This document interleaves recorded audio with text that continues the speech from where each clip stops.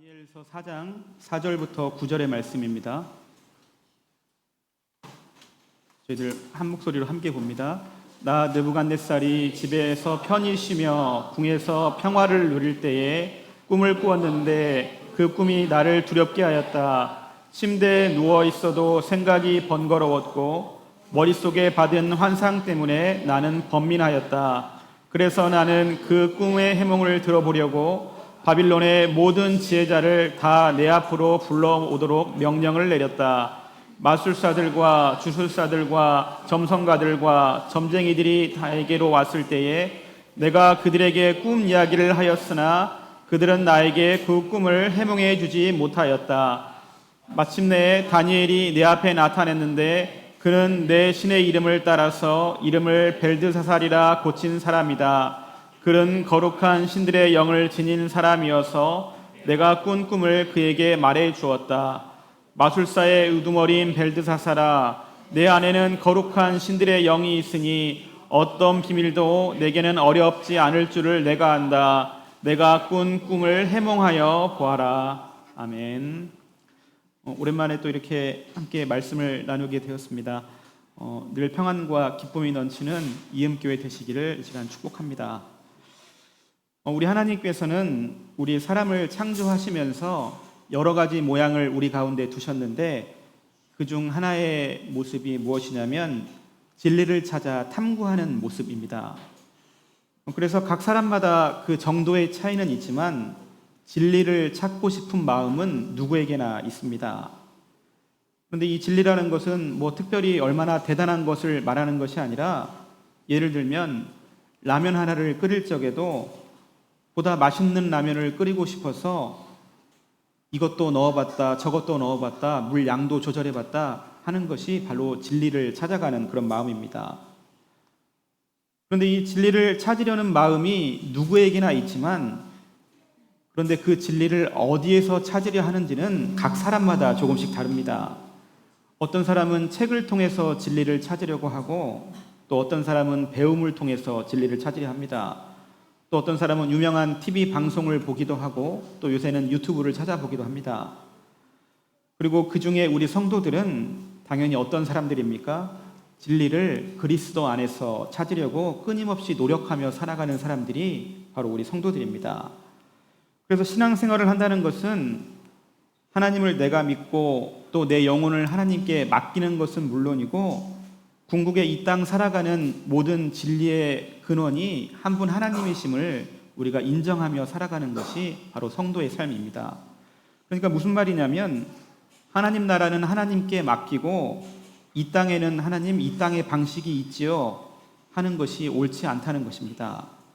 이 땅은 이 땅 방식대로 살아가면서 내가 하나님 나라를 꿈꾸니까 하나님 나라 가면 또 그렇게 살 수 있겠지 하는 것이 아니라 이 땅을 하나님 나라처럼 살아가며 하나님 나라로 잇대어 살아가는 것이 바로 우리 성도들이 가야 할 방향이고 또 예수님이 십자가 사건을 통해서 우리에게 전해주신 진리의 말씀이기도 합니다.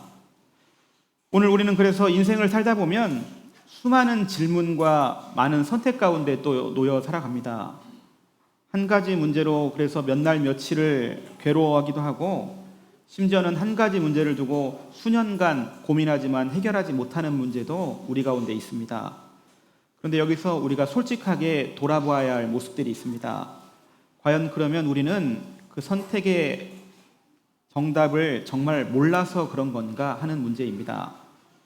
스스로에게 솔직하게 되물어 본다면 글쎄요 분명 아닌 경우가 훨씬 더 많습니다. 세상의 기준이 아니라 성도의 입장에서 또 세상의 지혜와 요령이 아니라 하나님의 진리 안에서 또 특별히 그 진리를 담고 있는 성경 말씀 안에서 우리는 사실 정답을 알고 있는 경우가 훨씬 더 많습니다. 그러니까 이미 내 안에 어떤 길이 옳은 것인지 어떤 선택을 해야 더 성도다운지 어떻게 해야 궁극에 하나님께서 더 기뻐하시는지 내가 모르기보다는 아는 경우가 훨씬 더 많다는 겁니다. 그런데 왜 고민합니까? 왜 결정하지 못하고 심지어는 몇 년씩 고민합니까? 그 이유를 오늘 스스로에게 솔직하게 물을 수 있어야 합니다. 바로 대부분의 경우는 그 진리가 그 말씀이 그 정답이 내 뜻과 조금 다르기 때문에 그렇습니다.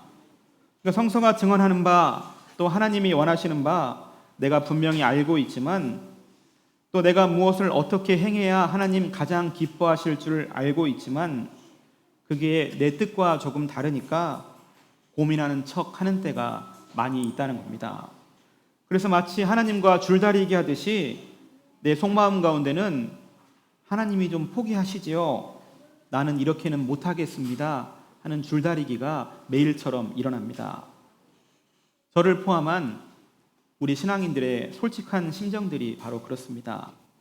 정말 그 진리를 모르는 경우도 있지만 대부분의 경우는 이렇게 알고 있지만 하나님과 힘겨루기를 하는 때가 참 많이 있습니다. 다만 그렇게 할 용기와 결단의 준비가 때로는 싫기 때문에 그렇습니다.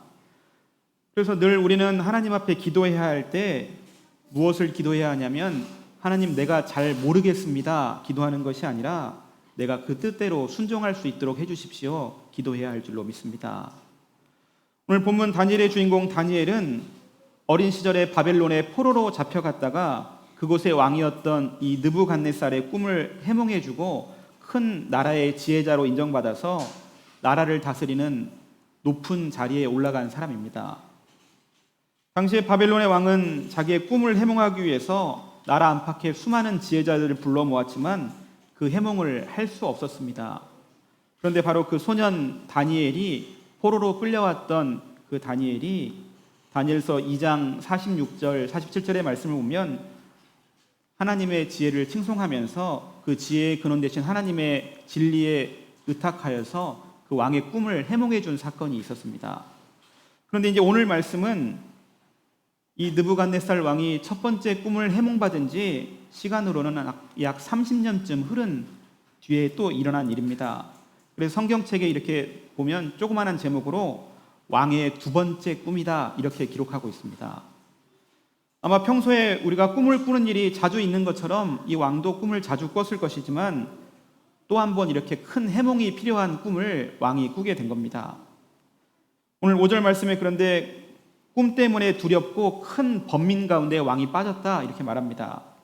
그런데 또 4절 말씀에는 앞서 뭐라고 말하냐면 왕이 내 집에 있을 때 너무나 평안하였고 평강할 때 이런 꿈이 꾸었다 이렇게 말합니다. 역사적으로 바벨론은 이때가 어느 때이냐면 평생의 라이벌이었던 이집트를 완전히 이제 눌러 세우고는 바벨론이 독주를 하던 그런 평화의 시대입니다. 그러니까 전쟁도 더 이상 없고 이제 바벨론이 그 근동 지역을 아주 힘있게 다스리던 그런 때입니다. 그러니까 아무런 걱정도 없고 이제 두려울 것 없었던 바벨론 왕 이 느부갓네살에게 그런데 한날 찾아온 꿈이 그 왕을 두려움에 떨게 만들었다는 겁니다. 그러니까 바로 인간이라는 것이 이렇게 나약한 존재입니다. 외형적으로 질적으로 아무리 잘 갖추고 튼튼해 보이고 온 세상을 호령할지라도 그 평안의 근원이 한 분 하나님이 아니시라면 언제든지 이렇게 꿈 하나에도 쉽게 흔들리는 것이 바로 우리 인간들의 약한 모습입니다. 그러니까 우리는 역사 안에서 절대 무너지지 않을 것처럼 보였던 수많은 권력들이 무너지는 것을 봤고 또 절대 망하지 않을 것처럼 보였던 기업들이 하루아침에 문을 닫는 것도 그래서 우리는 봅니다. 그래서 우리는 내가 이것만 갖추게 되면 또 때로는 이런 경제에만 오르게 되면 내가 참 걱정 없겠다 말하는 것들이 사실 하나님의 기준에 비춰보면 아무것도 아닐 때가 참 많다는 겁니다. 그러니까 우리의 인생을 세우고 또 다지는 분이 하나님이 아니시라면 그것이 정말 하루아침에 아무것도 아님을 우리들이 늘 기억하며 살아야 합니다. 이렇게 참으로 걱정할 것 없던 태평성대한 시대의 왕은 하룻밤에 꾸었던 꿈으로 큰 고민에 빠집니다. 그런데 여기에서 이 왕의 행동에 우리가 주목합니다. 왕은 과거에 첫 번째 그 신비한 꿈을 꾸었을 적에 세상의 그 어떤 지혜자도 해결하지 못했던 그 꿈의 해몽을 다니엘이라는 사람을 통해서 해결받았던 아주 귀한 경험을 갖고 있습니다. 그 일에 감탄하여서 다니엘이 포로로 끌려온 사람이었지만 총리라는 높은 자리에 올려 세워주기도 했었습니다. 그렇다면 우리가 상식적으로 두 번째 또 그런 꿈을 꾸었을 때 가장 먼저 누구를 불러야 맞습니까? 우리가 뭐 먹고 싶은 것만 떠올려봐도 뭘 떠올립니까? 예전에 맛있게 먹었던 집을 먼저 떠올립니다. 또 병원에 찾아갈 때도 이왕 갈 병원 예전에 크게 효과를 받던 병원에 찾아가는 것이 우리 사람들의 매우 당연한 마음입니다. 그래서 오늘 말씀의 제목을 제가 아는 맛이라고 적은 것도 그런 이유이기도 합니다. 그러니까 당연히 왕은 심란한 꿈을 꾸었다면 그 꿈의 해몽을 다니엘을 불러서 털어놓았어야 맞습니다. 그런데 오늘 왕은 그렇게 하지 않습니다. 7절, 8절 말씀에 보면 왕은 다니엘이 아니라 그 나라에 있는 온통 박수와 술사와 점쟁이들을 먼저 차례로 불러서 그 꿈의 해몽을 듣기 원했습니다. 그리고 그들이 그 꿈의 해석을 하나도 하지 못하자 그제서야 다니엘을 자기 앞에 세워서는 꿈의 해몽을 부탁합니다. 그럼 왜 이 왕은 그랬을까? 꿈하면 다니엘인데 다니엘을 왜 먼저 부르지 않았을까? 아마도 왕은 자신이 꾼 꿈이 스스로 느끼기에도 매우 불길한 꿈이었을 것 같습니다. 뒤에 이어지는 내용을 보면 사실 그렇습니다. 그리고 한 나라를 통치하는 왕쯤 되는데 뭔가 느껴지는 일도 있었을 겁니다. 그러니까 어쩌면 사실 이 꿈이 해몽이 필요 없을 정도로 뭔가 불길한 내용이라는 것을 알았을 가능성이 매우 높습니다. 그런데 왕은 그 꿈을 인정하고 싶지 않았던 것입니다. 그러니까 다니엘을 통하여 그 꿈의 내용을 듣게 되면 가장 확실한 해몽을 얻게 될 것인데 왕은 그 소리가 듣고 싶지 않았던 겁니다. 왕은 다니엘을 통해서 진리를 마주할 수 있었음에도 그래서 다른 사람들을 먼저 불러서 다른 이야기를 듣고 싶어 합니다. 하지만 결국에는 진리를 피하지 못하고 다니엘을 통해서 앞으로 왕에게 닥쳐올 좋지 않은 일을 성서 본문 뒤에를 읽어보면 듣게 됩니다. 이처럼 진리는 우리가 피한다고 해서 결코 피해지는 것이 아닙니다. 우리는 인생을 살면서 비록 힘들더라도 또 때로는 그 모든 것들이 납득할 수 없을지라도 그것이 틀림없는 진리라면 용기 내어서 그 진리를 마주하며 살 수 있어야 합니다. 진리를 알면서도 자꾸만 피하려고 하는 마음은 마치 제주에 다니다 보면 이 꿩이라는 동물이 도망치다 하면 어떻게 됩니까? 마지막에는 그냥 풀숲에 자기 머리만 이렇게 쳐박고는 모든 것이 사라진 양 그냥 여기는 어리석은 모습을 보는 것처럼 그냥 머리만 쳐박고 눈에 보이지 않으면 다 끝난 것처럼 착각하며 살아가게 됩니다. 성경에 그래서 요나 선지자가 어떻습니까? 하나님의 진리를 전하기 싫어서 성경의 표현대로라면 하나님의 얼굴이 비치지 않는 곳으로 멀리 도망갔지만 하나님 얼굴이 없는 곳은 그 어느 곳에서 없었다는 것이 요나서의 핵심이기도 합니다. 그러니까 비록 내 뜻과 맞지 않더라도 그것이 하나님 세우신 진리라면 우리는 그 뜻을 행하며 살아야 합니다. 진리인 줄 알면서 또 어떤 것이 옳은 일인 줄 알면서 행치 않는 것이 더 큰 잘못이라는 것을 성경은 그래서 끊임없이 우리에게 이야기합니다. 출애굽했던 이스라엘 백성도 바로 가는 길을 알고 있었지만 한 달이면 될 길을 40년이나 되돌아가는 그런 우를 범하기도 했습니다. 그러니까 우리는 괜한 길을 돌아가는 이 우를 범하지 않아야 하는 것이 보다 바른 신앙생활인 줄로 믿습니다. 그래서 성경에 있는 말씀이 참으로 다 중요하지만 정말 중요한 말씀이 한 가지 있는데 요한복음 8장 32절의 말씀입니다. 무엇이냐면 진리를 알지니 진리가 너희를 자유하게 할 것이다, 이런 말씀입니다. 그러니까 우리가 두려워하는 진리가, 우리가 사실은 듣고 싶어하지 않는 그 진리가, 우리가 때로는 피하고 싶어하는 그 진리가 궁극에는 우리를 정말로 자유롭게 만드는 진리라는 것을 우리들이 늘 기억하고 있어야 합니다. 그 뜻에 순종함으로 참된 자유함을 느끼시는 모든 성도님 되시기를 이 시간 축복합니다. 그런데 이 변함없는 진리에 대항해서 사람들이 한 가지 매우 좋아하는 단어가 있습니다. 여러 단어 표현이 있지만 대체로 융통성이다 말하는 표현입니다. 그러니까 어떤 일을 처리하고 또 행함에 있어서 기준에 꼭 맞추기보다는 어느 정도 유연함을 갖추는 것을 우리는 융통성이 있다, 이렇게 표현합니다. 융통성이 있다는 것은 이 땅 살아가는 동안 매우 큰 장점이기도 합니다. 오히려 우리가 사회생활 하면서 융통성이 하나도 없는 사람을 만나면 그렇게 답답할 수가 없습니다. 아니 어떻게 저 사람은 저렇게 앞뒤가 꽉 막혔느냐, 융통성이 하나도 없네, 답답하네, 이런 말들을 우리가 그래서 자주 하며 살아갑니다. 적당히 융통성을 발휘하면서 일을 매끄럽게 진행하는 것이 인생의 큰 지혜이고 그래서 경험이기도 합니다. 그런데 이 융통성이 신앙과 만날 적에는 굉장히 큰 독이 되어 돌아옵니다. 그래서 신앙은 모세가 가나안 입성을 앞두고 그 중요한 때에 백성들을 다 불러 모아놓고 전했던 말에 등장하는 딱 두 가지밖에 없습니다. 무엇이냐면 신앙과 불신앙, 이 두 갈래의 길밖에 없습니다. 성경의 가장 큰 주제 가운데 하나는 그래서 신앙에는 신앙과 불신앙 이 두 갈래밖에 없는데 적당히 양다리 걸치면서 할 수 있다고 믿는 것이 너희의 가장 큰 잘못이다라는 것을 반복해서 지적하는 것이 성경의 말씀입니다. 너희는 성경 말씀을 빌리면 너와 너희의 집은 둘 중에 하나를 반드시 택해야 한다 하는 것이 성서 진리의 말씀입니다. 그런데 많은 신앙인들은 이 신앙의 문제에 와서도 적당히 융통성 발휘하기를 즐겨합니다. 내가 하나님 마음대로 내 마음대로 하나님을 재단하고 또 때로는 성서 말씀도 이렇게 늘렸다 줄였다 하면서 나도 뭐 이 땅 살려면 어쩔 수 없지 뭐 그 정도 가지고 뭐 큰일이 생긴겠어 하며 나를 위로한다는 겁니다. 때문에 하루에도 수차례씩 이런 융통성을 발휘하면서 우리의 신앙을 유연하게 만들어가는 것이 우리의 모습일 때가 너무나 많습니다. 그런데 다니엘서를 읽어보면 어떻습니까? 다니엘은 세상 꽉 막힌 사람이었습니다. 융통성이라고는 하나도 없는 사람이었습니다.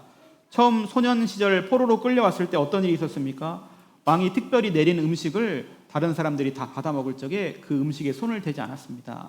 이방 신에게 들어졌던 음식이기 때문에 그렇습니다. 어린 나이에 포로로 끌려왔던 많은 동포들이 그 엄청난 음식 가운데 무너져 내렸을 때 다니엘과 그 친구들은 그 음식에 손도 대지 않았습니다. 또 훗날 바벨론의 신상 앞에 잠깐 머리 숙여 절하는 척만 해도 목숨을 구할 수 있었지만 결코 그렇게 하지 않다가 사자굴에 던져지는 일도 있었습니다. 그러니까 신앙이라는 것이 결코 타협이나 융통성의 문제가 아니라는 것을 다니엘은 늘 고백하고 있었습니다.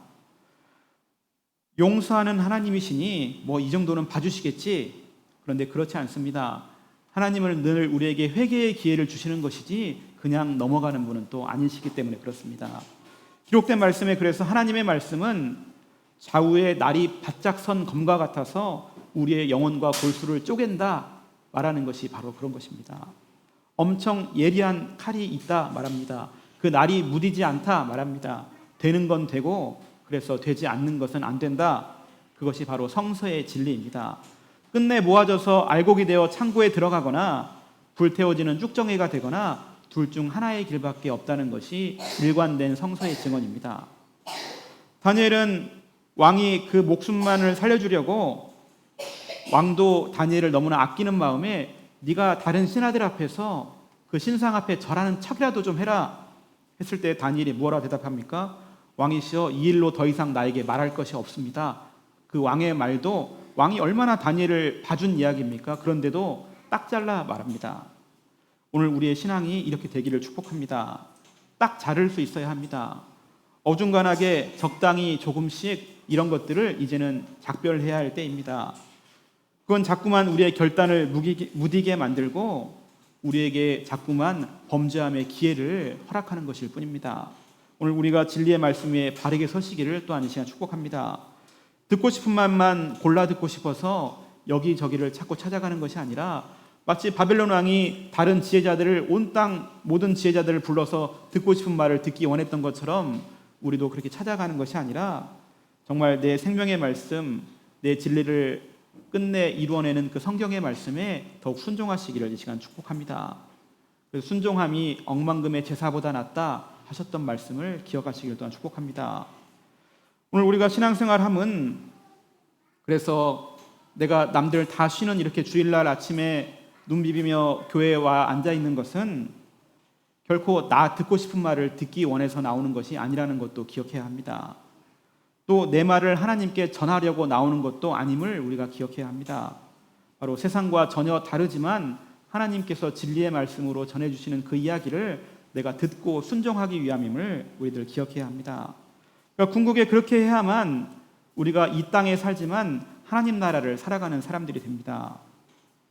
그런데 저도 이렇게 뭐 쭉 쉬운 것처럼 나열하지만 결코 또 쉬운 문제는 아니라는 것을 늘 경험하며 살아갑니다. 그런데 예수님께서 약속하신 한 가지가 있습니다. 내가 너희에게 너희를 돕는 성령을 보내주마 하셨던 것이 그 중요한 약속입니다. 바로 오늘 우리를 돕는 그 성령을 힘입으면 오늘 우리가 그 진리 앞에 순종하는 일이 너무나 당연하고 쉬운 일이 또 될 줄로 믿습니다. 그 진리대로 사는 것이 정말 참된 복음이 있음을 우리들 잘 알게 될 줄로 믿습니다. 교회는 지난 5월부터 성령 강림절기를 우리가 함께 보내고 있습니다. 근데 이제 교회에 많은 절기들이 있는데 많은 절기들은 사실 주로 기억하는 데 있습니다. 예수님이 고난당하심을 기억하고 예수님 부활하신 것을 또 기억하고 또 예수님 태어나심을 기억하고 예수님의 행하신 여러 사건들을 기억하고, 그런데 이 성령 강림절기는 기억하는 것이 중요한 것이 아니라 내가 성령을 체험하는 것이 무엇보다 중요한 절기입니다. 바로 오직 성령을 사모하셔서 세상과 맞설 수 있는 참된 진리를 삶 깊이 받아드시는 모든 이음교회 성도님들 되시기를 이 시간 축복합니다. 그런데 중요한 것이 또 있습니다. 많은 성도들이 이 성령 이야기를 하면 내심 마음 한켠에 이런 생각이 듭니다. 그래서 도대체 성령 받은 것이 뭐야 하는 마음들. 성령 이야기를 교회에서 수없이 하지만 마음 한켠에 그래 성령 받은 게 뭔데? 라는 생각들이 우리 마음속에 찾아온다는 겁니다. 성경은 그래서 성령 받은 증거들을 이야기합니다. 고린도전서 12장 8절에서 12절 말씀 한번 함께 볼까요? 함께 읽겠습니다. 시작.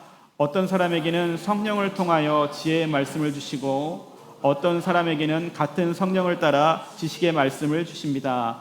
어떤 사람에게는 같은 성령으로 믿음을 주시고 어떤 사람에게는 같은 성령으로 병 고치는 은사를 주십니다. 어떤 사람에게는 기적을 행하는 능력을 주시고 어떤 사람에게는 예언하는 은사를 주시고 어떤 사람에게는 영을 분별하는 은사를 주십니다. 어떤 사람에게는 여러 가지 방언을 말하는 은사를 주시고 어떤 사람에게는 그 방언을 통역하는 은사를 주십니다. 고린도전서는 성령의 능력을 이야기하면서 성령 받으면 이런 능력들이 나타난다. 지혜를 얻고 지식을 얻고 병 고치는 일, 기적을 행하고 예언하는 일, 영을 분별하고 방언하는 일, 방언을 통역하는 일, 별의별 이런 능력들이 나타난다. 때문에 오늘도 우리도 성령 하면 떠오르는 것들이 바로 이런 것들입니다. 아, 성령 받으면 이런 역사들이 있겠지. 그렇지, 성령 받으면 방언도 하고 때로는 예언도 하고 지혜의 말도 하고 누군가는 그 방언을 통역하기도 하고 또 누군가는 병을 고치기도 하고, 그러면 나는 언제쯤 이런 성령을 받나 이런 생각으로 또 이어집니다. 그런데 오늘 나열한 말씀 중에 아주 중요한 말씀이 하나 껴 있습니다. 말씀 다시 한번 띄워줘 보시면 9절의 말씀입니다. 9절의 말씀 한번 읽어볼까요? 첫 줄입니다. 어떤 사람에게는 같은 성령으로 믿음을 주시고, 그러니까 다른 성령의 능력은 병을 고치고 기적을 행하고 예언을 하고 방언을 통역하고 하는데 그것에 비하면 어떻습니까? 나는 같은 성령으로 믿음을 주셨고 좀 초라합니다. 병 고치는 것에 비하면 얼마나 초라합니까? 누군가는 예언하는데 나는 고작 믿음이라니. 그런데 이 말씀이 핵심입니다. 오늘 우리가 믿음을 갖고 성도가 되고 신앙생활을 끊임없이 이어가는 것, 그것 자체가 바로 성령의 능력이라는 겁니다.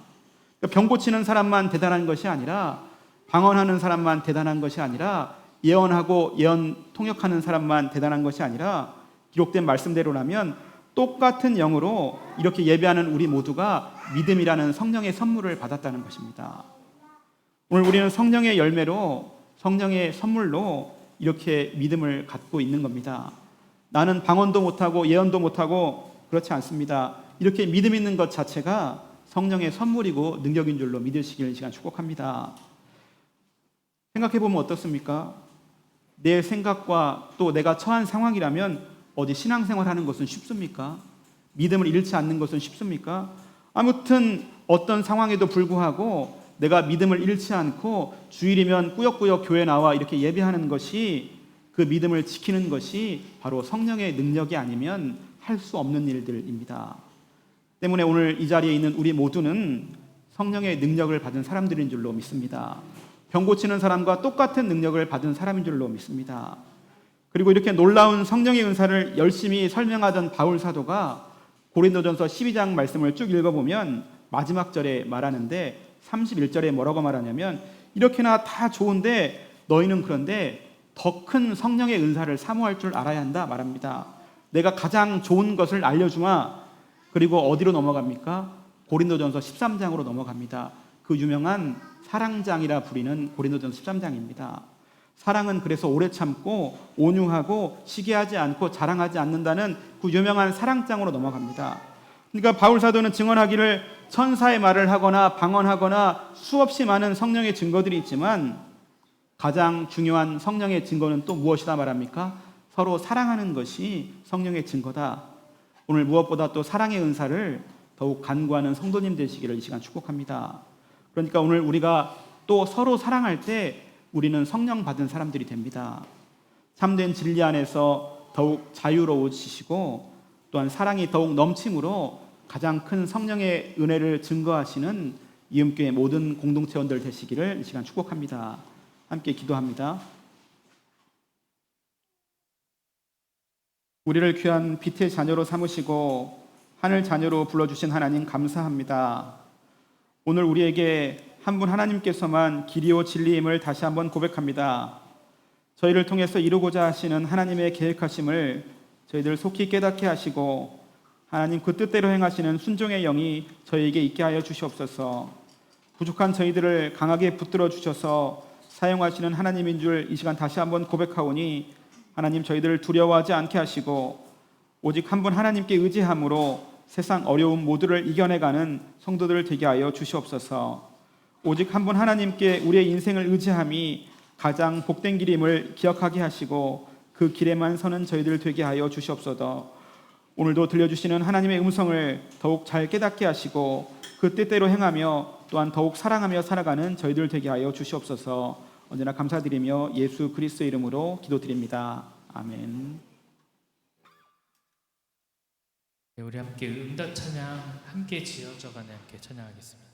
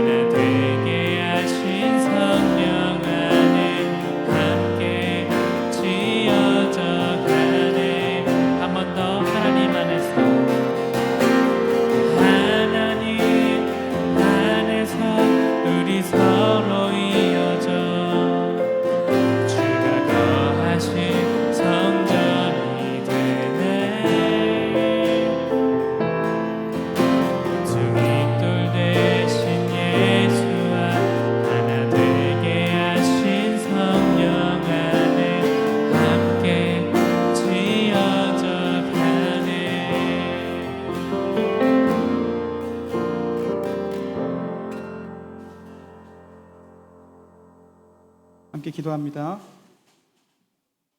지금은 우리의 선한 목자 되신 예수 그리스도의 귀하신 은혜와 한 분 하나님의 참으로 끝없는 사랑하심과 날마다 우리를 세상 가운데 승리하도록 도우시는 성령 하나님의 귀한 역사하심이 오직 진리로 자유함을 얻으며 사랑으로 끝내 증거하기 원하는 우리 모두 위에 영원히 함께하기를 간절히 축원합니다.